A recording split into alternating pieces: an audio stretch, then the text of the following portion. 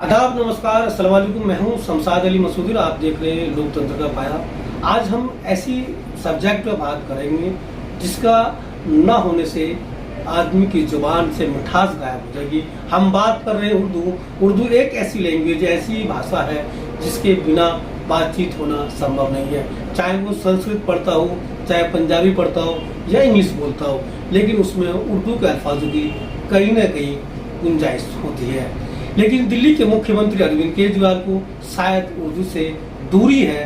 शायद वो नहीं चाहते कि दिल्ली के लोग उर्दू को बोलें, उर्दू को पढ़ें। नहीं, ऐसा लगता है क्योंकि उर्दू के जो स्कूल हैं, जो दिल्ली नगर निगम के MCD के स्कूल है, दिल्ली सरकार के स्कूल है और दिल्ली के जो उर्दू सेंटर हैं वो कहीं ना कहीं बंद होते जा रहे हैं। टीचर गायब होते नजर आ रहे हैं और उर्दू की जगह दूसरी लैंग्वेज जगह लेती नजर आ रही है। इसी पे चर्चा करने के लिए हमारे साथ है अमन समाज पार्टी के राष्ट्रीय अध्यक्ष मोहम्मद नाजिर साहब, जो इसके बारे में बड़ी विस्तार से बात करेंगे और जानेंगे किस तरह से दिल्ली में उर्दू को बाहर किया जा रहा है। जी नाजिर भाई, पहले तो हमारे चैनल में आपका बहुत बहुत शुक्र है। देखिए, आपका भी स्वागत है, क्योंकि बहुत अच्छी बात है, खुशी की बात है कि आपने एक उर्दू का मुद्दा उठाया। देखिए, आप ये बताइए उर्दू कितने तरीके से, जैसे उर्दू जो है, अब ये बात है दिल्ली में 3 तरीके से उर्दू पढ़ाई जाती थी और पढ़ाई जाती रही है हमेशा। आज से नहीं है, पहले से नगर निगम के स्कूलों में पढ़ाई जाती है, दिल्ली सरकार के स्कूलों में पढ़ाई जाती है और जो उर्दू सेंटर होते हैं, उर्दू अकादमी, उनके द्वारा पढ़ाई जाती है।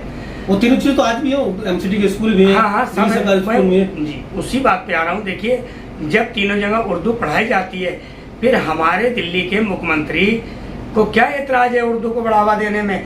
जब से 8 साल से मुख्यमंत्री अरविंद केजरीवाल हैं, इसके चेयरमैन सिसोदिया साहब हैं, जो एक मंत्री भी हैं। ये बताइए कि जब से ये आए हैं 8 साल में 355 उर्दू के सेंटर हुआ करते थे, उर्दू अकादमी के। उर्दू अकादमी जाहिर सी बात है दिल्ली सरकार के अंडर में, ये आप भी जानते होंगे। 355 सेंटर हुआ करते थे, आज 155 सेंटर कैसे रह गए? इसका जवाब, बड़े दुख की बात है, इसका जवाब सिसोदिया साहब देंगे या मुख्यमंत्री साहब देंगे। देखिए, इन दो का ही जवाबदेही बनता है। और रही उर्दू की बात, देखिए उर्दू एक ऐसी भाषा है। देखिए, जिस तरह से आप उर्दू की बात आपकी बात हम रोक रहे हैं, MCD में जो टीचर है उर्दू के आज भी हैं और दिल्ली सरकार में भी हैं, तो कैसे इल्जाम लगा सकते हैं दिल्ली के? मैं आपको बताऊं, एक मिसाल है, खरबूजा देख को खरबूजा रंग पकड़ता है। जब दिल्ली सरकार ने पीछे पैर पसार लिए हैं, तो चाहे MCD का स्कूल हो, चाहे उर्दू अकादमी हो या दिल्ली सरकार के स्कूल हो, जरा ये बताइए, जब वो एक चीज़ पे काम नहीं कर रहे हैं, उन्हें, मुझे ऐसा लगता है मुख्यमंत्री जी को उर्दू से नफरत है। सही बात तो ये, क्योंकि उर्दू जब से ये आए, उर्दू को उसमें नीचे ले जा रहे हैं। देखिए, हर स्कूल में, दिल्ली सरकार के जितने स्कूल हैं, वहाँ अगर छठी के बाद जितने भी एडमिशन के लोग जाते हैं, उन्हें जबरदस्ती संस्कृत क्यों थोपी जाती है? क्या उन बच्चों का अधिकार नहीं है? उनके अधिकारों का हनन हो रहा है। इसकी जिम्मेदार दिल्ली सरकार है, क्योंकि किसी का कोई अधिकार कोई कैसे छीन सकता है? अधिकार छीनने का काम दिल्ली सरकार कर रही है। दिल्ली, तो आपका कहना मतलब डायरेक्टली आपने इनडायरेक्टली बात कह दी कि जो प्रशासन है, जो उर्दू के टीचर है, जो उर्दू जो स्कूलों में टीचर है, जो एडमिशन कराते हैं, वो चीफ मिनिस्टर कहने के दबाव में आके जो लोगों के जो संस्कृत दिला रहे हैं। देखिए, ये बहुत बड़ी साजिश है। अब मैं नाम नहीं लेना चाहता, इतनी बड़ी साजिश चल रही है कि कुछ संगठन, कुछ लोग ये चाहते हैं कि सरकारी स्कूलों में उर्दू बिल्कुल ना हो, और उसी बात को लेकर मुख्यमंत्री जी ऐसे संगठनों को खुश कर रहे हैं। देखिए, जो चीफ मिनिस्टर चाहेगा, क्या नहीं होगा। चीफ मिनिस्टर अगर चाहे तो स्कूल में, क्या नाम है, रात दिन उर्दू पढ़ी जाए तो रात दिन पढ़ी जाए। बड़े बड़े दावे करते हैं हमारे चीफ मिनिस्टर साहब, कहते हैं पूरी दुनिया से आइए मेरे स्कूल देखिए। तो उनसे ये कहता हूँ, ये भी कहें कि आइए, जितने भी मुस्लिम मुल्क हैं उनसे कहें आइए देखिए, आप अपने यहाँ के स्कूल देखिए, हमारे यहाँ देखिए उसमें उर्दू कितनी पढ़ाई जाती है, हमारे स्कूलों में कितनी पढ़ाई जाती है। जब हम तुम्हारे लिए कहेंगे कि देखिए क्या मुख्यमंत्री आया, इस बात की बात कर रहा, क्यों नहीं कहते? अरे तुम जो है ना, अपनी सोच को सबको बदलना पड़ेगा। अगर कोई सोचे किसी के अधिकारों का हनन करके हमें क्या मिलेगा या उन्हें क्या मिल रहा है, वो किसके दबाव में काम कर रहे हैं, ये तो वही जवाब दे सकते हैं। अगर आप उर्दू सेंटरों की भी बात कर रहे थे कि 355 थे, अब 155 रह गए, तो वो जिम्मेदार तो जो उप चेयरमैन हाजी ताज मोहम्मद को बनाया गया है, जो मनोज सिसोदिया के अंडरटेकिंग काम करते हैं, क्योंकि चेयरमैन दिल्ली सरकार का नुमाइंदा होता है, चीफ मिनिस्टर या डिप्टी सीएम, तो जाहिर सी बात है उपाध्यक्ष ही उप चेयरमैन ही किसी को बनाया जाता, जो कारोबार दिखता है वो हाजी ताज मोहम्मद है, तो उनकी तो जिम्मेदारी है। ये हाजी ताज मोहम्मद की बात ये है, वो पहले किसी पार्टी में थे, इसमें आए, ठीक है। अब जो लोग इधर से उधर आएंगे जाएंगे, उन्हें पूरे अधिकार तो देगी नहीं सरकार। उन्हें पता है कि अगर ज़्यादा अधिकार दे दिए तो मेरे खिलाफ खड़े हो जाएंगे, मेरे मिशन को बेल कर देंगे। देखिए हाजी ताज मोहम्मद साहब को चाहिए, कुछ भी हो, वो क्या नाम है, कुछ भी हो, दिल्ली सरकार की कठपुतली ना बने, मनीष सिसोदिया की कठपुतली ना बने। इज्जत जिल्लत देने का हक अल्लाह को है, वो अल्लाह देता है, किसी बंदे का काम नहीं है। आप ये सोचेंगे कि मैं अगर कुछ बोलूँगा सिसोदिया जी मुझे पद से उतार देंगे, हटा देंगे। अरे भाई, मैं आपको तो बड़ा फख्र करना चाहिए, अगर हटाते हो तो कल हटाते हो, आज हटा दो, मगर आप अपनी कौम की बात तो रखिए। आपको कौम के लिए एक अच्छा मौका मिला है, अब इस कौम को उर्दू के लिए आगे तो बढ़ाइए। उर्दू जो है वो हिंदू मुसलमान की बात नहीं है, नहीं, हम तो जो उर्दू की बात कर रहे हैं, कौम की नहीं है। उर्दू तो सब समाज की लैंग्वेज है। ऐसा कोई समाज नहीं होगा जो चाहे वो किसी भी मजहब से ताल्लुक रखता हो, किसी समुदाय से ताल्लुक रखता हो, किसी इलाके से ताल्लुक रखता हो, उर्दू वो ना बोलता हो। तो यहाँ कौम की बात नहीं करें आप। देखिए मैं बताऊँ, आप इतिहास उठा के देख लीजिए, बड़े से बड़े IPS, बड़े से बड़े कोर्ट, बड़े से बड़े जज, कितने भी अधिकारी, चाहे वो कितना भी बड़ा हमारे देश के पंडित के महंत हों, पुजारी हों, यानी कोई नीचे स्तर का हो, देखिए उर्दू हर किसी की रग में बसी हुई है।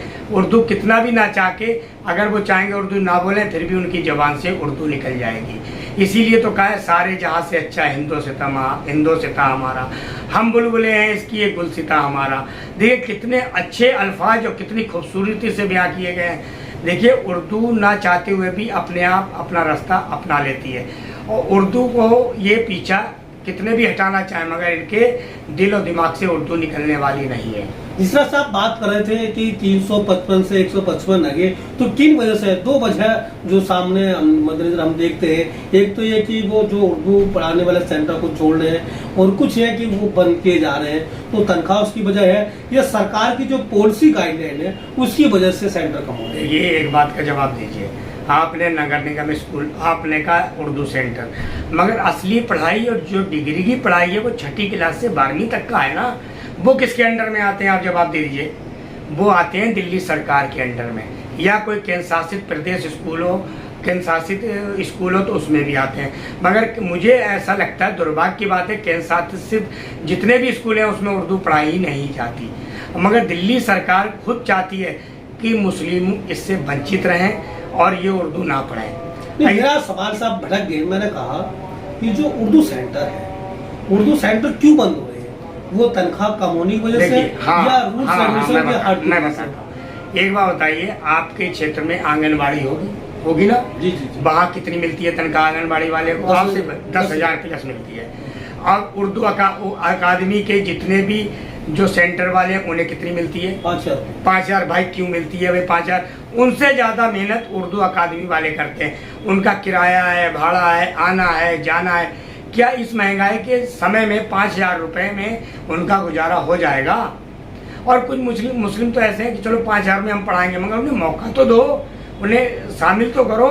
मगर भाई ये दुर्भाग्य की बात है, जब से दिल्ली सरकार 8 साल में हुए आई है, इस सरकार ने उर्दू के नाम पे सिर्फ छलावा किया है, धोखा दिया है। देखिए, अब तुम छलावे और धोखे की बात करें, जो दिल्ली के 5 विधायक है, वो 570 में से 5 मुसलमान विधायक हैं, जो मुस्लिम इलाके की हम कहें तो मुसलमानों की रहनुमाई करते हैं, दिल्ली सरकार में अपने दमखम रखते हैं। उनमें से एक मंत्री भी है, चेयरमैन भी है जी। वो तो इसकी कहते हैं कि दिल्ली सरकार बहुत ही बढ़िया है। हाँ, आप सुनिए, साल से लेके अब तक जितने भी विधानसभा सत्र हुए हैं, क्या किसी मुस्लिम विधायक ने विधानसभा में खड़े होकर इस मुद्दे पे बात की उर्दू पे? बताइए किसने की? ये मुस्लिम विधायक जरूर हैं। अगर उर्दू के मुखालिफ दिल्ली सरकार होती तो वो 5 विधायकों ने तो आवाज उठाई नहीं। वो तो मुसलमान है, वो तो खासकर वो उर्दू जानने वाले लोग हैं। दिल्ली सरकार का एक ही काम है, कव्वाली करा लो, नाच गाने करा लो, इसके लिए तो इनके पास फंड आ जाएगा, और जो इनके लोग चमचे हैं उन्हें खुश करने के लिए। अरे असली पैसा तो कहते ना लिखा होता है कि जो देश का धन बैंकों में नहीं विद्यालयों में होता है, क्या आप जानते हैं? तो जब देश का धन विद्यालयों में है तो हम नाच गाने कव्वाली पे पैसा क्यों लगाएं? तो उर्दू अकादमी के चेयरमैन से पूछो ना। भाई चेयरमैन सिसोदिया साहब है, वो जवाब देंगे ना, सारे उन्हीं के उससे होते हैं। चेयरमैन तो ताज मोहम्मद है, वो तो वाइस चेयरमैन है ना। हाँ। उन वाइस चेयरमैन से मैं मुलाकात भी करूंगा। आपने तो बिल्कुल हद कर दी है, क्योंकि ये नहीं चाहता मुस्लिम, फिर आप कहेंगे मुस्लिम की बात करो, जब उर्दू नाम जुड़ा है तो मुस्लिम से ही जुड़ा हुआ है। मगर नहीं सबके लिए मैं बताऊं उस पे, ये देश में सबके लिए भाषा, उर्दू एक ऐसी भाषा है, अगर आप उर्दू से दुश्मन से बात करेंगे उर्दू में तो वो भी आपका अपना हो जाएगा, मैं मानता हूँ। देखिए देश की भाषा है, मगर इन लोगों ने क्या किया, इस भाषा को कहाँ से कहाँ तक पहुँचा दी, ये आपसे सवाल करना चाहता हूँ। इस भाषा का कितना महत्व था, पहले हर सरकारी जगहों पे उर्दू का काम होता था, कोर्ट कचहरी में उर्दू काम होता था, हर जो भी फरमान जारी होता उर्दू में होता था। आज क्या है, आज इंग्लिश में होता है। हम तो ये चाहते हैं उर्दू भी लागू की जाए और हिंदी भी लागू की जाए। हम तो उर्दू और हिंदी के पक्ष में है, इंग्लिश को इंडिया से खत्म किया जाए। सीधी बात है कि जितने सरकारी महकमे है, सरकारी काम है, उर्दू और हिंदी में काम किया जाए। आप फिर पॉलिटिक्स की बात करने लगे, पॉलिटिक्स से फिर आगे मैं कह रहा हूँ कि उर्दू एक सबकी लैंग्वेज है, उर्दू सबकी भाषा है, उर्दू में सब लोग पढ़ते हैं। फिर आप भी कह रहे हैं कि मुसलमानों की भाषा है, ये तो सबकी है, तो लोग काम क्यों नहीं कर रहे? भाई हम तो चाहते हैं जैसे मुस्लिम बच्चे संस्कृत पढ़ते हैं, हमारे जो और उसके कौम के बच्चे हैं और बिरादरियों के बच्चे हैं और जैसे दूसरे धर्मों के बच्चे, वो भी उर्दू पढ़ें। देखिए कोई किसी के चिपक तो जाता नहीं है, अपना धर्म अपना कर्म अपने साथ है, शिक्षा एक अपनी जगह है। हम तो ये चाहते हैं सब एक साथ एक मिलकर रहें और एक दूसरे की भाषा का ज्ञान रखें। मेरा आखिरी सवाल है कि अमन समाज पार्टी इस उर्दू को आगे बढ़ाने में और केजरीवाल सरकार से अपना हक मानने में कैसा ये सहयोग करेंगे? बहुत बढ़िया। देखिए आपने उर्दू का मुद्दा उठाया, हम लोकतंत्र का पाया का स्वागत करते हैं। ऐसी मुद्दे और लोग भी उठाएं तो मुझे बड़ी खुशी होगी। देखिए हम चाहते हैं कि उर्दू सही पटल पर आए और उर्दू को लागू तरीके से काम किया जाए। अमन समाज पार्टी हर स्कूल में RTI लगाएगी, शिक्षा विभाग में RTI लगाएगी, मनीष सिसोदिया इसके चेयरमैन, उनके पास भी RTI लगाएगी। आपको जल्द से जल्द हम RTI की तकरीबन जितनी विधानसभा हैं, हर विधानसभा के MLA को भी RTI लगाई जाएगी, उन्हें भी नहीं बख्शेंगे हम।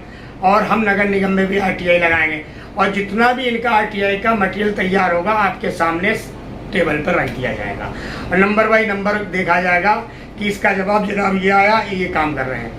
हम उनसे काम भी लेंगे और बात भी करेंगे। सीधी बात है कि जब तुमने जवाब दिया, काम दिखाओ कहाँ है। जब आप कागजों में दिखा रहे हो तो हमें असल में दिखाओ ना, पटल पे दिखाओ। सीधी बात है, जब दो पहलवान लड़ते हैं, एक हार एक जीत होती है, कोई दिक्कत नहीं। देखिए हार जीत अपनी जगह है और मुद्दे रखना अपनी जगह है। अगर ये उर्दू का मसला जो है ये बड़ा गंभीर मसला है, अगर उर्दू के जो मुसलमान रहनुमा हैं अगर उर्दू के बारे में बात नहीं करेंगे, एक दिन वो होगा कि भारत में उर्दू का नामो निशान बढ़ जाएगा। इसलिए अमन समाज पार्टी इस मुद्दे को लेके चल रही है और लेके चलती रहेगी जब तक उर्दू को पूरा उसका हक नहीं दिला देगी, जब तक हम चैन से नहीं बैठेंगे। बहुत जल्द आपकी पार्लियामेंट सत्र शुरू होगा। हम जंतर मंतर पर अमन समाज पार्टी सिर्फ उर्दू के बारे में बात करेगी और उर्दू के बारे में आंदोलन होगा और उसका ही बात करी जाएगी। ये थे अमन समाज पार्टी के राष्ट्रीय अध्यक्ष जो उर्दू के बारे में अपनी बात कह रहे थे और किस तरह से उन्होंने अपने उर्दू को आगे बढ़ाने के लिए बात की है और किस तरह से सरकार अगर नहीं सुनेगी तो वो अपनी बात कहेंगे। अगर हमारी वीडियो अच्छी लगे तो लाइक करना भूलें और आपको भी उर्दू को लेकर कोई मन में बात है तो हमसे जरूर रब्ता कायम करें।